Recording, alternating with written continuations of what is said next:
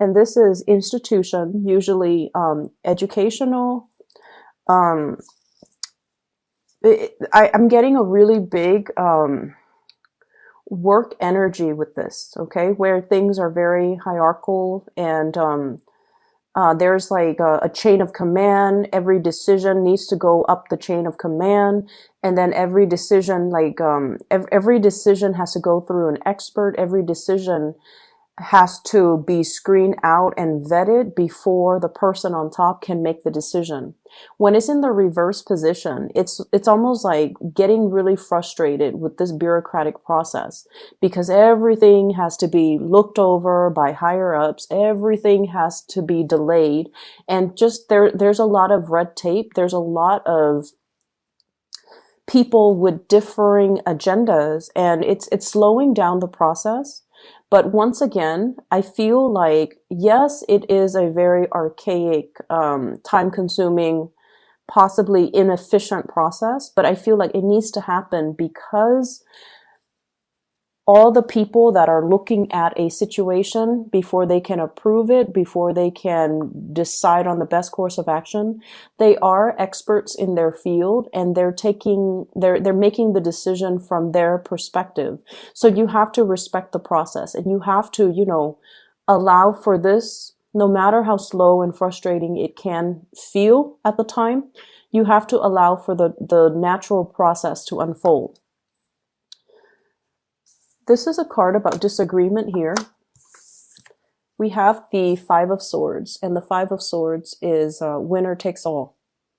Okay, lack of compromise, wanting to make like these executive decisions without consulting other people, and it's sort of like one person leaves with all of the jewels on their sword, and then the other person is left with nothing.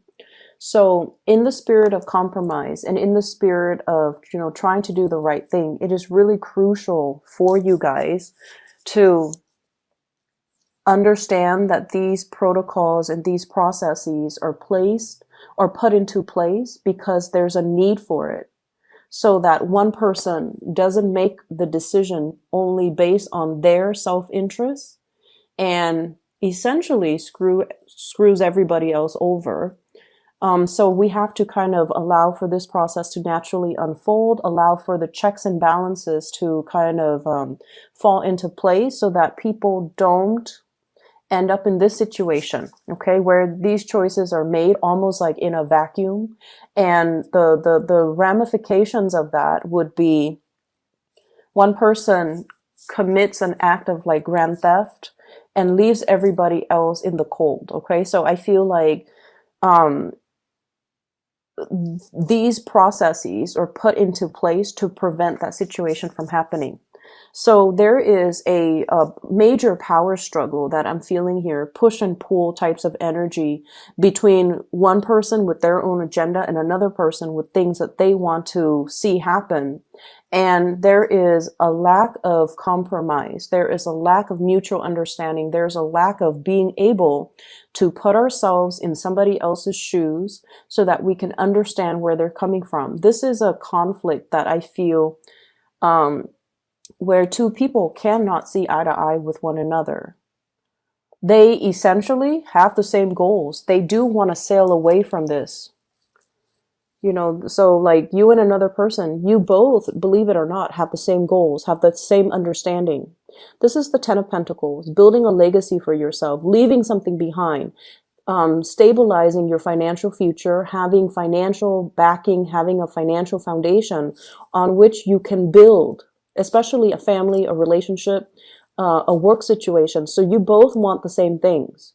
And you both are at a point where you both can collaborate and communicate and compromise in order to reach this really exalted space. But egos are getting in the way.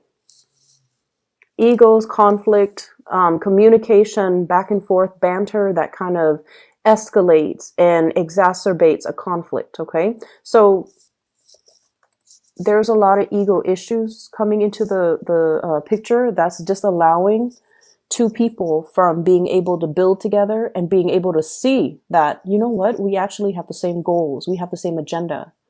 So that's what I'm feeling here. And if this is an ongoing conflict, I feel like it is coming, it is being revisited, or it is returning into the present moment. We have here the Ten of Swords in the reverse. So this is the reemergence of something that we thought was dead and gone, and now is making a comeback. Okay, so I'm feeling greatly some secrets being coming forth, some major revelation, something being unearthed. Okay, so it's almost like it's almost like, and this is not literally speaking, this is just figuratively speaking. It's almost like digging up somebody's grave, and you know, there's a tombstone with the person's name, and everyone went to the funeral, and everyone watched the person in the casket being lowered into the ground, and you know, everyone puts on their flowers, and the groundskeeper shovels dirt onto the coffin. It's almost like unearthing, like digging up the casket, opening it up, and then realizing there's no body in there. So once again, that is a figurative, you know, like a way of explaining this. It's not literal, but I feel it's almost like something like that, a sleight of hand or a situation that everyone knew to be true. But then for this week, it's not true. Somebody kind of did a switcheroo, or somebody did like a sleight of hand trick, and then the situation is not what it seemed. All of a sudden, the situation is not what it seemed. And so you're given all of this information, and you're trying to unravel it to figure out what exactly happened. What is the motive behind that? Why would someone do that? Who would be able to pull that off? How could somebody pull, you know, the wool over my eyes like that? How could I have believed that? How could I have, you know, why didn't I know? So I'm seeing all of these questions, and I feel like it's such a dramatic week, like the events that unfold, and I feel like it happens in succession too. It's not just one major big revelation.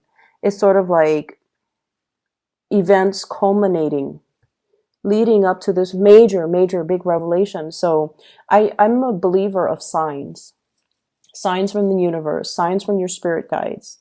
And I feel like you were hit with many different signs along the way leading towards this major revelation. So I almost feel inclined to say, like, you know, this should not come as a surprise to you. But that's what I'm feeling. It's almost like all the signs were there, little by little, moving you towards this big revelation, or preparing you for this big revelation. And I feel like maybe the signs were ignored. Maybe somebody was, it's like the red herring distracting you from other things. And in the process of being distracted, you were not able to see the signs, or you were not able to, there's a big sleight of hand energy here where I feel like it could come from you, Geminis, or it could come from your environment, okay? But there's something here where it's almost like being so tunnel vision and so focused on some aspect of things, and we're missing the whole picture. So going back to that first image that I saw, I feel like it's shifting sands, okay? It's almost like that mirage in the desert. What we think is our destination, we're heading towards the oasis, and we're trying to find refuge away from the heat and the scorchiness and just the dryness of the desert, heading towards this oasis, and we feel like it's in front of us, but then everything turns out to be a mirage. And then we're left with, you know, these whirlpools of sand that you have to kind of maneuver your way through. So I just see everything as a series of events that allows you to see that everything is very fluid, that everything is like shifting sands under your feet. Needless to say, there is a big need here to be firmly grounded, okay? The decisions that you make, the things that you're planning, and whatever it is that you're planning to do. I feel for some of you, talking to a boss, and the boss is not able to give you anything definitive. Like, we don't know yet. We need to get the projections for next year. So we're not going to be able to, approve that raise, open up that position, decide on a course of action, finalize the contract. So everything is like on hold, and everything is just like contingent upon other things. So I feel like if that's the case, you might be frustrated. You want to move things along. But once again, everything is built on shifting sands. And the desert landscape, it changes too with the weather. There could be, very severe windstorm. And it changes the mounds, it changes just the landscape. So what was there yesterday might look very, very different the next day. And so if you're used to one way of doing things, you're going to have to quickly adapt to these shifting sands and do things a different way. And it's going to be frustrating because when you're in the midst of this, it is not your place to be able to ask these questions. Why are we switching protocol? Why are we changing our objectives? Why are we changing our agendas? And I would say that, the reason why we have to do this is to accommodate some recent big changes, to accommodate and make room for new things. New things might be better, or to just accommodate the climate that we're in. So I feel like it can feel a little bit frustrating. I see for others too, this is in regards to your significant relationship, okay? There's definitely a situation where things were building up. And I see like concentric circles, small, medium, getting bigger and bigger. So things are culminating in your love relationships. And I feel like many of you have been with somebody or are staying with somebody that you're no longer in love with. And you have flirted with the idea of, divorce, separation, hightailing it out of there are the words that I'm hearing. Like, I don't want to be involved in this anymore. Emotionally, I'm spent. I am no longer emotionally invested in it. But the financial burden, if you were to get divorced, is really, really, really big. It's almost like, so let me show you the cards. 10 of Pentacles, family. 10 of Cups in the reverse. 10 of Cups in the reverse is like no longer seeing eye to eye with the other person, no longer in love with the other person. But here's the catch. 5 of Swords, winner takes all. So if we were to proceed with divorce, separation, one person is going to take everything. So I'm feeling here, there's a lot of paranoia regarding finances, regarding money. And I feel for some of you, this can play out in a divorce proceeding, court proceeding, not wanting to leave a relationship because of financial considerations. For those of you who are traveling, I do see travel and movement. You're obsessively planning over it. Where am I going to stay? What stops am I going to make along the way? Do I have the financial resources? So those of you who are dealing with that, you're going to be fine. You're going to be okay. You're going to sail over your financial woes, okay? And all of it is happening because you're taking the steps and you're doing your due diligence to plan these things. So I definitely see people traveling with a family member, with family, and I feel like it's going to be an expensive trip. It's expensive. but you will be okay, because I feel like, if there's a will, there's a way. The universe will intervene and help. Um, there's a certain amount of luck here too, I feel like necessary luck in order to get things off the ground. Okay. So it is a lot of it has to do with you putting in the effort and the work in order to do your due diligence, in order to do your research, in order to plan things out and lay out a blueprint for yourself. And so the universe is helping you, is sprinkling some lucky, stardust on you to make sure that this venture is going to go the way that you want. But the universe would not have intervened if you just, coasted and not do your portion of the work. Does that make sense? So I feel like there's definitely a certain amount of divine protection and luck coming through to help you through this week. Okay. I'm also seeing as well, I feel like for those in relationships and that you're no longer in love, okay? And when you're no longer in love with another person, you might care about the other person, but the love is not there anymore, or you feel like you have outgrown the relationship, and you almost feel like it's time to go on. Like it's time for me to move on. But I feel like many of you fear leaving this relationship because it's sort of like the devil that fearing the uncertainty, fearing the whole process about, I have to go out there and date again. Dating is so awkward. And what if I don't find anybody as good as this person that I have right now? What if, I'm too old and I can't find anybody? So I see some of you with that element as well. What if people are after me only for my money? Or even what if I can't find somebody that wants the same things as me?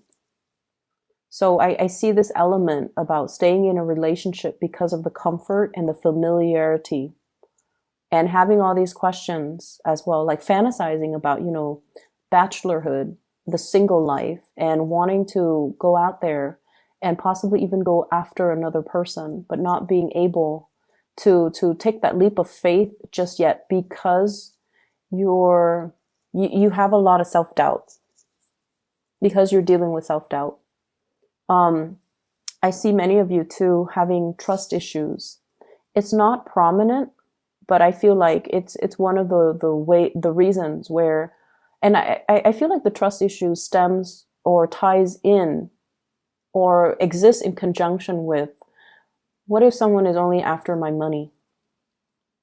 What if somebody's only after my fame? What if somebody is using me kind of like as a stepping stone for their career? Or they're only using me to help them in some way, or they're only using me to boost their status in some way. So I feel like some of you have a lot of fame associated with you, and you're weary about dating because you don't want to be used. You don't want the other person to take advantage of you. There is a person that you are going to be communicating with. You could be single or coupled up. And I feel like there's a lot of fantasies. I'm seeing like, fantasizing about another person. And I'm seeing a lot of electronic communication. Whatever barriers there have been when it comes to communication, when it comes to trying to... I feel like somebody is communicating in a very cryptic way that's hard to understand. And honestly, it could be you, Geminis. I see like 60% it being you and 40% being the other person mirroring you. So if you're not communicating clearly and succinctly, then the other person's going to give you a dose of your own medicine. If you are communicating very, very clearly and succinctly, clearly yes or clearly no, then the other person is going to mirror you. So in order to improve the communication here, it's like the ball's in your court to try to initiate more honest, thoughtful, and meaningful types of communication. So I feel like there's a lot of electronic communication between you and another person. I'm seeing I'm seeing a fire sign, so Sagittarius, Aries, or Leo. And I'm seeing the fire sign here with the Page of Wands. It's not so much the page energy that I'm seeing, but more like a person that is a little bit more heart on their sleeves, flamboyant, fun, playful. So if you're giving them, um, confusing messages, I feel like they're going to dish it back. And so we have a cycle here that we kind of need to break, and it is within your control, and the ball's pretty much in your court to be able to do that. I see many of you too getting more physically active. I see more lifting weights. I see more like I see somebody bending down and like squatting or even doing weights or doing repetitions like I see like weight training, strength training. I'm also seeing a lot of people doing a lot of swimming as well, which is it's the winter time, or yeah, it's the winter time in the United States right now. So I don't know how that would work. I guess they would heat up the pools, but I see a lot of swimming.